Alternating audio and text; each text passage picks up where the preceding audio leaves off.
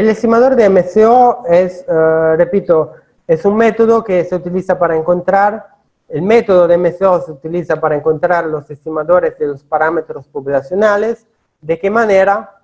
De manera que la función de regresión estimada sea lo más cerca posible a los datos observados. O sea, MCO trata de reducir la distancia entre lo observado y lo estimado. ¿Ok? ¿Cómo lo hace? Resuelve un problema de mínimo de una función, lo resuelve aplicando las derivadas primera y la derivada segunda, y todo esto es demostración que pueden encontrar en cualquier libro bueno de econometría, pero no es tema del semestre. Entonces, seguimos. Digamos que, ¿por qué utilizo estimadores de MCO? ¿Cuál es la característica positiva que tienen estimadores de MCO respecto, por ejemplo, a otros estimadores? La característica o las características son de ser, los MCO, estimadores de MCO son insesgados, coeficientes y eficientes bajo algunas condiciones, no siempre, ¿ok? Tienen buenas propiedades, pero no siempre, bajo algunas condiciones. Algunas hipótesis que son conocidas, estas hipótesis, como supuestos de MCO, y de los cuales hay una serie de supuestos que se llaman supuestos clásicos, y digamos que hay los supuestos, hay una serie de supuestos que incluyen los clásicos que se llaman supuestos de Gauss-Markov. Esta es la lista de los supuestos que queremos que se cumplan, ¿no? Y los supuestos clásicos, son los primeros 4, los que se llaman clásicos, pero no es tan importante que el nombre, ¿no?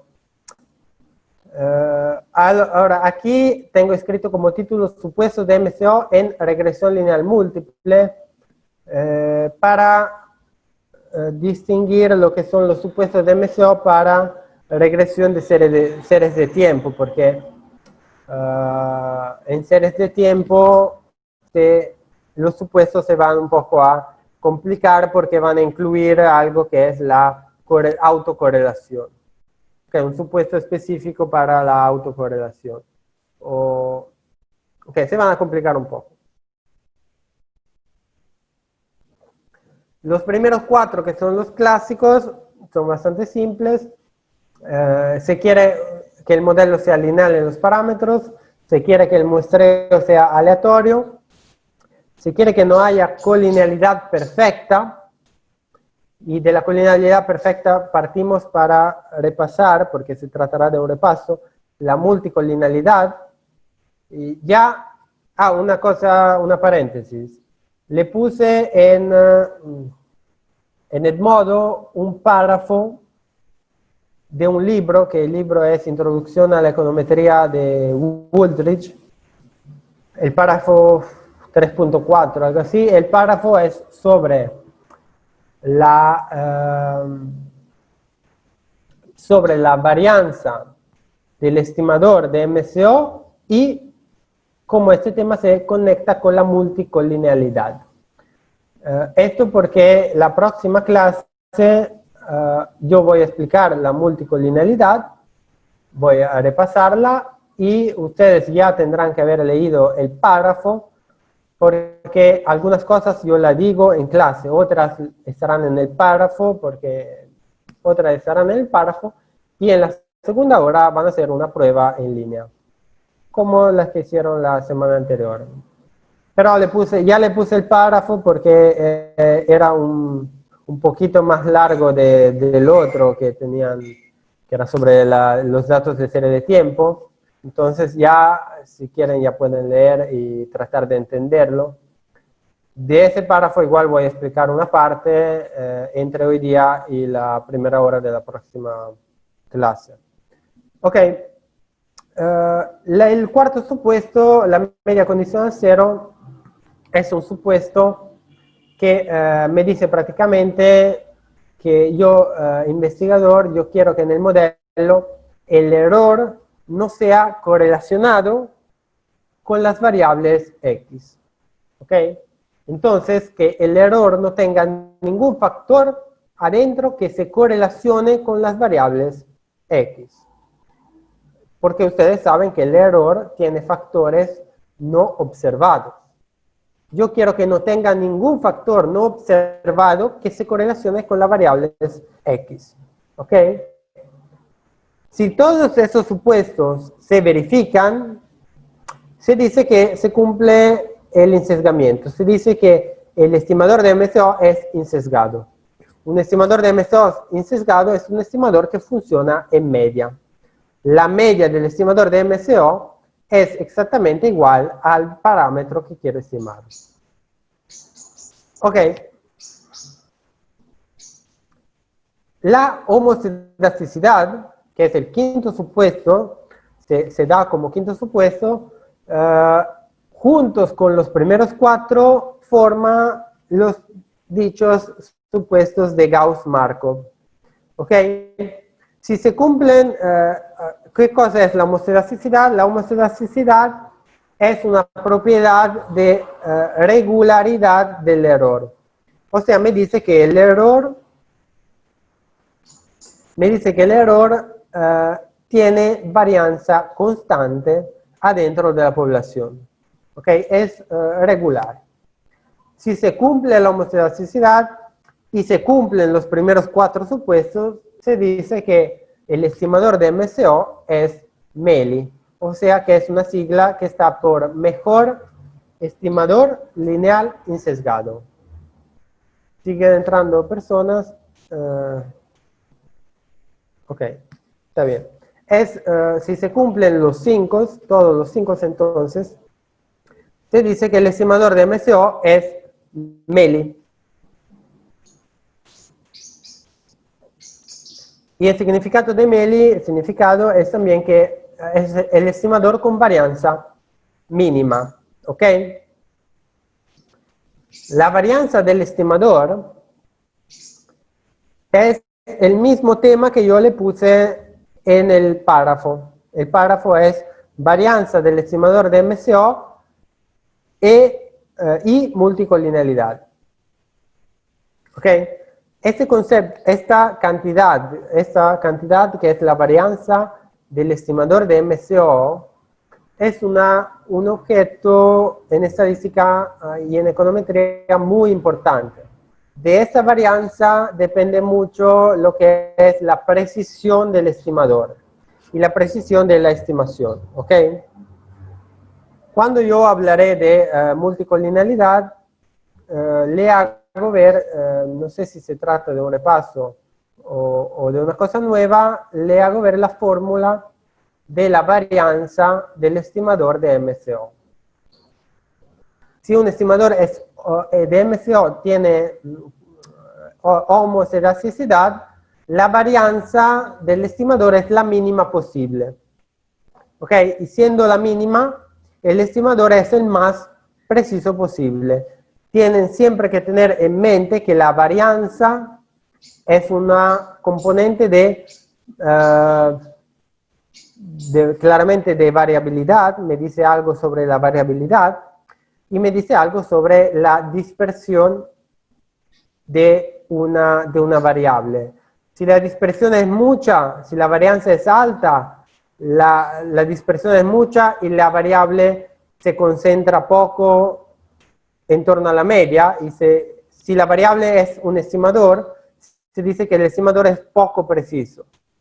Cuando la varianza es mucha, la varianza de un estimador es mucha, el estimador se concentra poco en torno a la media y es poco preciso. Cuando la varianza es pequeña, la concentración del estimador es alta en torno a la media y el estimador es más preciso, es muy preciso. Si yo le digo que la varianza es mínima, significa que el estimador con varianza mínima es el estimador con más precisión posible. ¿Ok? El sexto supuesto, que es la normalidad del error, es un poco aparte respecto a la calidad del estimador y de la estimación, porque ese supuesto no está, como está escrito aquí, no está directamente conectado con el funcionamiento de MCO. ¿Okay? No le dice nada sobre si MCO es insesgado y si MCO es mejor estimador lineal insesgado, o sea, con varianza mínima, o sea, eficiente. También otra manera de decir MELI es decir estimador eficiente. No, la normalidad del error no le dice nada sobre esto. Si no se cumple la normalidad del error y se cumplen todos los 5 supuestos, el estimador de MCO es bueno, es insesgado y eficiente, ¿ok? La normalidad del error le dice algo, le permite de utilizar de manera exacta las pruebas T de Student y F de Fisher, ¿ok? Si se cumple la normalidad del error, las pruebas T de Student y F de Fisher funcionan de manera exacta.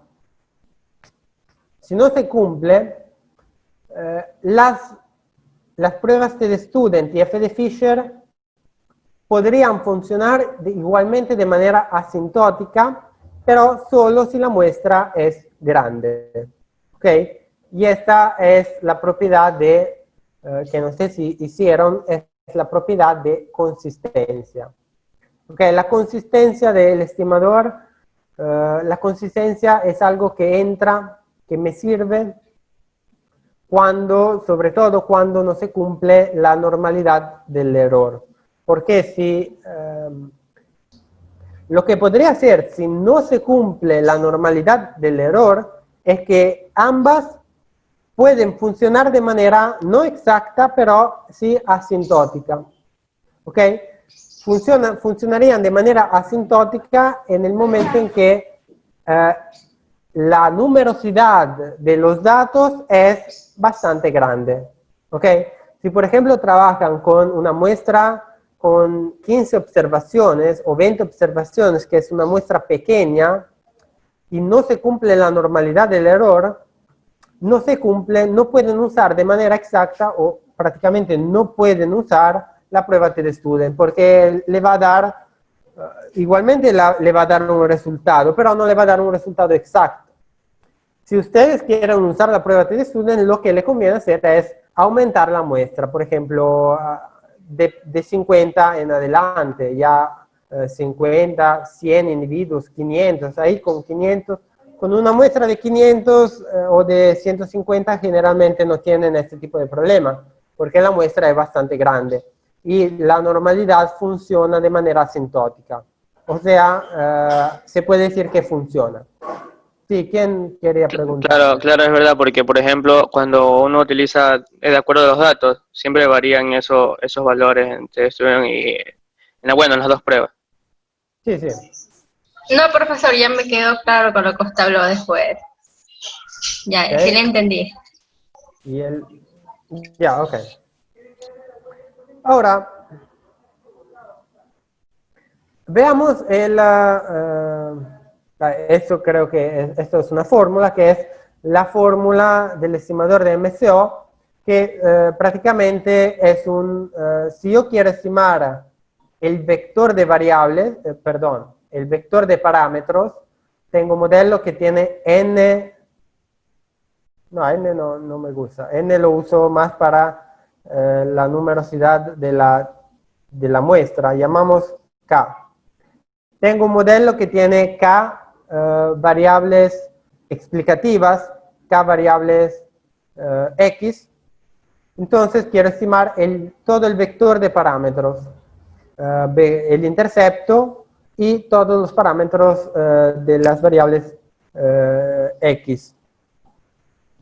La fórmula para hacerlo, o sea, resolviendo la demostración, el método de MCO, me resulta esta fórmula, que es la función de MCO, que tiene prácticamente una fórmula matricial. Las X grandes aquí representan la matriz de los datos de todas las variables independientes, de todas las variables X. Es una matriz donde tengo, cada columna son los datos de cada variable X. Tiene una columna más para el intercepto, pero de una columna de valores 1. La componente Y es un vector, y es el vector de datos de la variable Y. Es solo un vector porque la variable Y es una sola. En total, esta es una función matricial que utiliza todos los datos de la variable Y y de las variables X. Esto es el concepto de función de MCO o estimador de MCO. Es una función que donde adentro le ponen los datos, ¿ok? Esta función elabora los datos y lo que sale afuera es el valor estimado de MCO, ¿ok? Resolviendo esta función, poniéndola adentro los datos, el resultado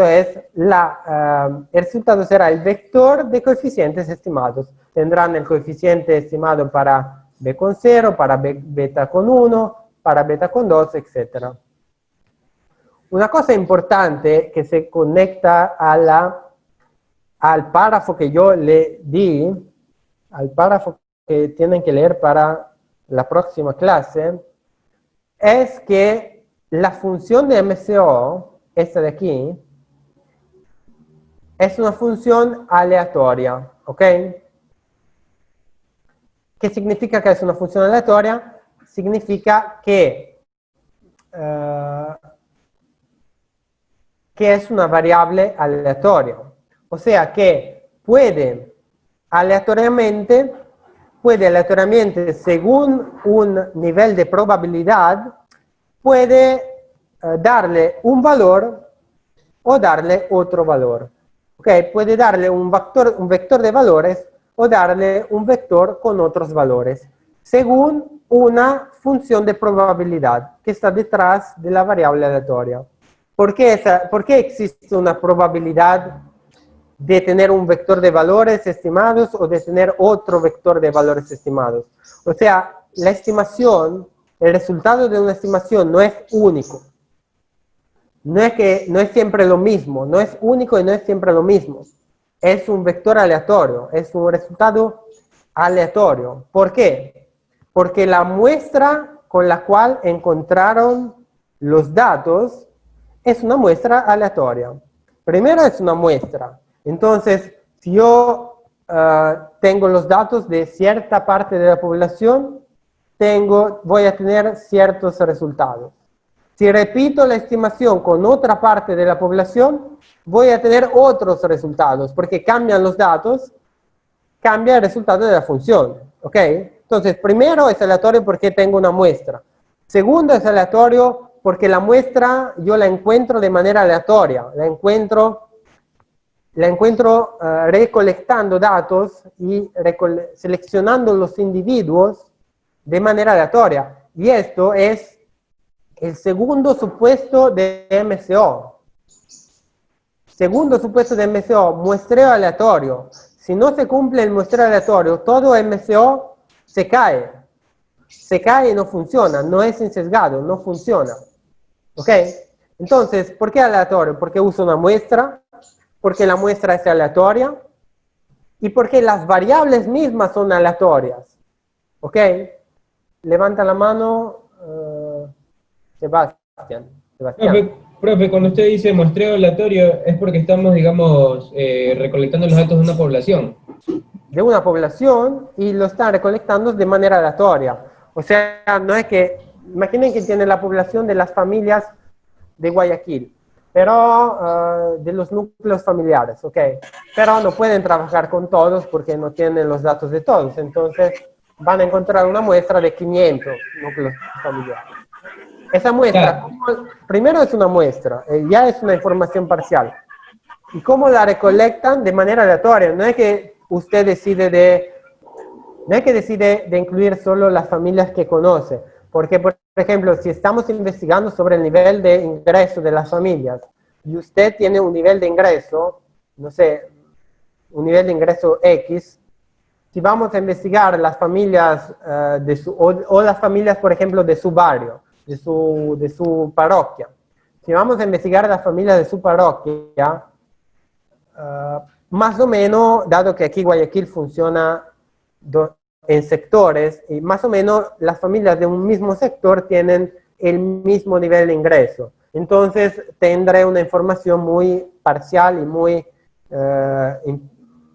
afectada por la decisión del investigador de recolectar la muestra dentro de una misma parroquia. O sea, lo que yo quiero hacer para ver una información global sería recolectar datos de manera aleatoria en toda Guayaquil, ¿ok? Este es uno. Eso significa muestreo aleatorio. Y la otra, lo que le estaba diciendo es que la otra fuente de aleatoriedad es la misma aleatoriedad de la variable. La variable ingreso, por ejemplo, es por sí misma una variable aleatoria, porque el ingreso dependerá de miles de factores que no podemos controlar y que son aleatorios. ¿Ok? Ahora, aclarado que la función de MCO no es una función matemática determinística que siempre me da el mismo valor, más es una función aleatoria. Aclarado esto, ustedes saben bien que de una función aleatoria yo puedo encontrar una media o un valor esperado, que digamos el mismo concepto, casi el mismo concepto, y una varianza, ¿ok? De una variable matemática no hacen esto. Si están haciendo matemática, funciones, tienen y igual 2 más 5x, no van a calcular la media de y, porque la y no es una función aleatoria, es una función matemática pura, que tienen la y, tienen siempre el mismo valor cuando le ponen el mismo valor de x. La y es una función matemática que está toda adentro de una recta, por ejemplo. Sí, y no tiene lo que es la dispersión, no tiene lo que es la aleatoriedad que existe en una función econométrica, en una variable económica. ¿Ok? Entonces ahí no van a calcular la media de y, en matemática no se hace la media, no se calcula, no tiene sentido. Se hace en estadística, porque en estadística se trabaja con variables aleatorias. ¿Ok? Ahora, si la función de MCO, todo esto, es una función aleatoria, es interesante y me sirve conocer la media y conocer la varianza. ¿Ok? La varianza de la función de MCO o varianza del estimador de MCO es el párrafo que tienen que leer, que se conecta directamente con la multicollinealidad. Ahora, aquí le hice repasar algo sobre las pruebas, algunas pruebas que se usan normalmente para digamos, para confirmar, para verificar si se cumplen los supuestos. Está aquí, le puse para que le pasen una prueba de cómo funciona una prueba para la heteroscedasticidad o para la homoscedasticidad, como quieren decirlo. Cómo funciona una prueba para la normalidad de los errores. Cómo funciona una prueba de student, por ejemplo, que son las más importantes que se hacen en econometría 1 y también se van a repetir, a usar también en econometría 2.